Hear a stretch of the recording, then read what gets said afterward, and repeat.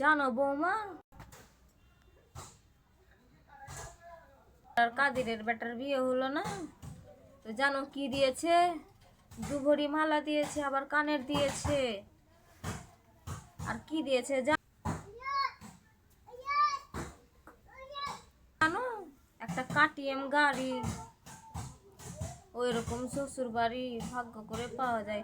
আবার থালি থেকে শুরু করে একবার ঘরের ফার্নিচার যত লাগে, যত ধরনের লাগে সব কিছু দিয়েছে। আর আমার বেটার বাড়ি একটা তেনাও তো আসেনি, একটা চুঁচো তো আসেনি। আপনিও জানেন না মা, আমার বোনের বিয়ে হয়েছিল, আপনার তো পেটে ব্যথার জন্য আপনি যেতে পারেননি। জানেন কি কি দিয়েছে? 5 ভরি সোনা দিয়েছে আমার বোনকে, আবার ওরা আবার সোনার একটা আংটি দিয়েছে। আর আপনারা সেটাই আমাকে দেননি। কত যে ভালো বাড়ি, ওইরকম শ্বশুর বাড়ি ভাগ্য করে পাওয়া যায় কিন্তু।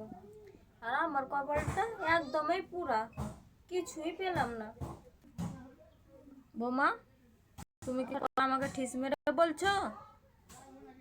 তুমি কি জানো না, যখন তোমার হয় তখন হাতেও কিছু ছিল না, আমাদের হাতেও কিছু ছিল না, তখন তো আমাদের অসুবিধা অনেক ছিল। আবার মায়ের অসুবিধা দেখলেন না, সেই জন্যই বলে শাশুড়ি কোনোদিন মা হয় না, আর শ্বশুর কোনোদিন বাপ হয় না।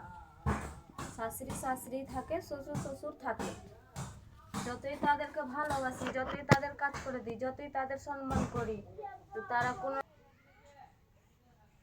তুমি কিন্তু মুখে মুখে অনেক তর্ক করছো বৌমা, ঠিক আছে? এটা তোমার মায়ের বাড়ি না, এটা তোমার শ্বশুর বাড়ি। তো তুমি চুপ হয়ে থাকো, অত কথা বলবা না। বেটি ছেলেকে অত চুপাবা যেতে হয় না।